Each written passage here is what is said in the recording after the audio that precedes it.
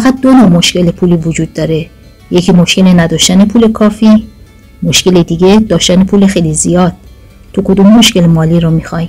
کسانی که ناگهان به واسطه عواملی همچون ارث، قمار یا بخت آزمایی ثروتمند میشن، دوباره به طور ناگهانی فقیر میشن. چون به لحاظ روانی تنها چیزی که میدانن اینه که در جهان پول کافی وجود نداره. بنابراین آنها همین ثروتی رو که ناگهان به دست آوردن از دست میدن و دوباره به جهانی که به آن باور دارند باز میگردن. جهانی که پول کافی در آن وجود نداره.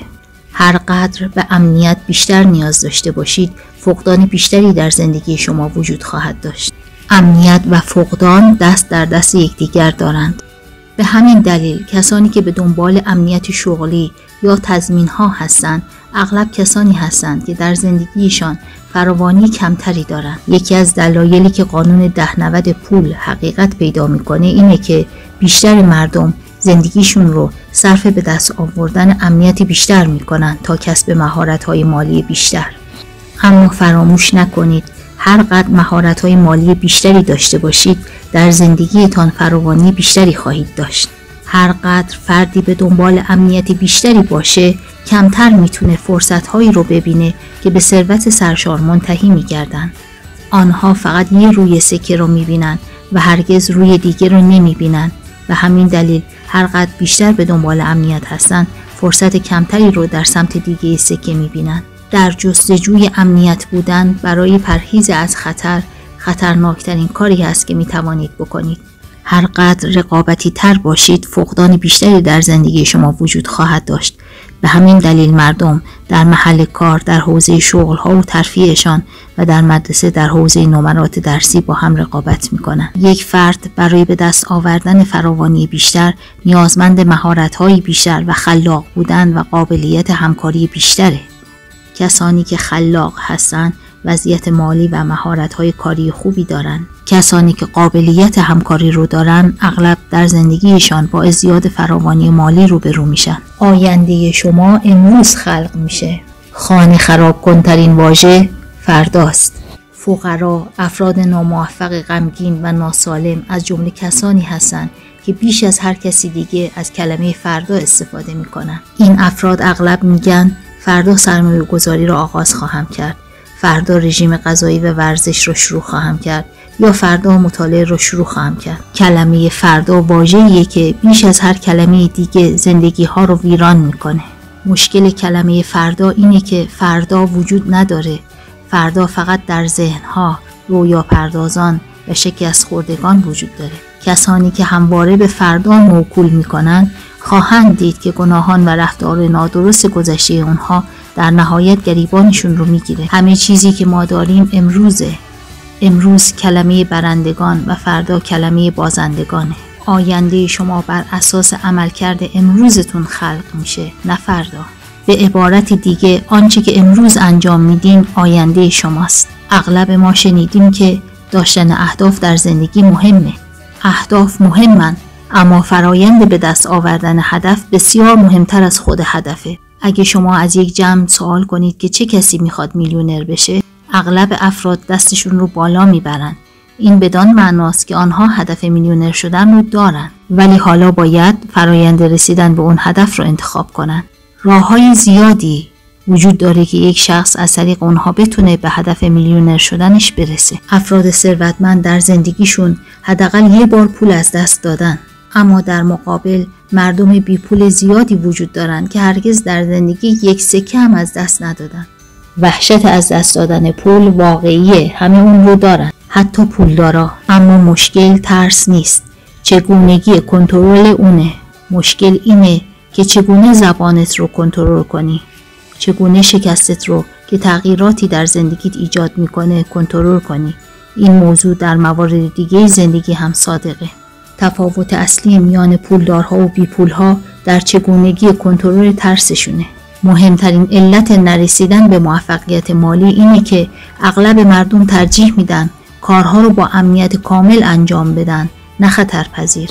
مردم آنقدر از باختن میترسن که سرانجام میبازن. برای اغلب افراد ترس از حرف مردم بدتر از ترس مردنه. بر طبق علوم روانشناسی ترس از حرف مردم به علت وحشت از محروم شدن از حقوق اجتماعی، انگشت نما شدن در میان مردم، همراه با انتقاد و خرده‌گیری یا استهزا و ریشخند و راندن و مطرود شدن از اجتماع هست.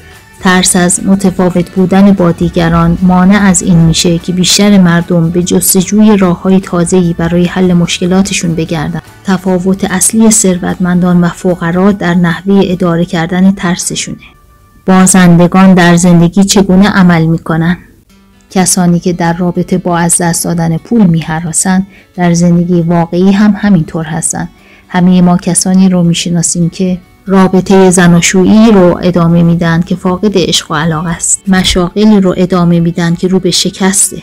لباس‌ها و اشیاء کهنه‌ای رو نگه می‌دارن که هرگز از اونها استفاده نخواهند کرد. در شهرهایی میمانند که هیچ آینده‌ای ندارند. به ارتباط با دوستانی ادامه میدن که آنها را پس میزنند. ترس، تردید و گرسنگی فتیله‌های احساسات بشری رو پایین میکشه. در این لحظات غالباً با اونهایی میجنگیم که بیشتر از همه دوستشون داریم. بسیاری از مردم سعی میکنن عملکردی همانند ثروتمندان داشته باشند و تلاش میکنن آنچه را که آنها دارند داشته باشند. آنها اغلب خانه‌هایی بزرگ میخرند و در بازار سهام سرمایه گذاری میکنن، زیرا فکر میکنن که ثروتمندان این گونه هستند.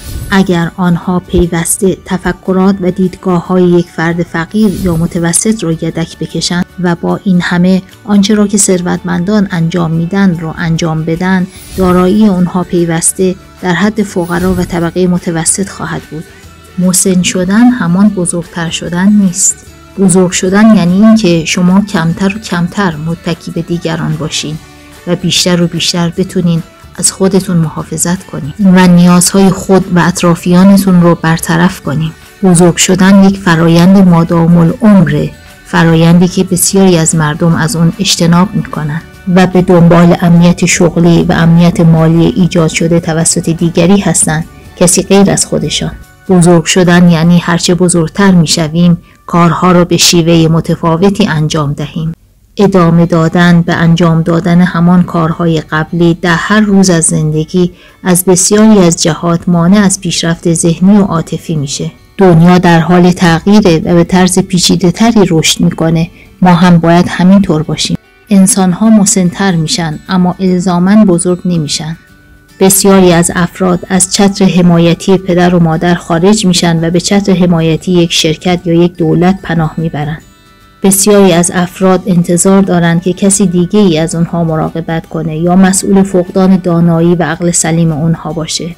به همین دلیله که آنها دنبال امنیت شغلی یا حمایت‌های دولتی هستند.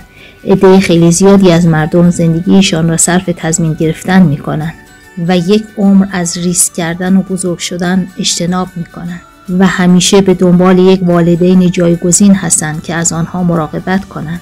ما اکنون در عصر اطلاعات هستیم و زمان آن رسیده که به عنوان یک فرهنگ شروع به بزرگ شدن کنیم و به بلوغ مالی برسیم.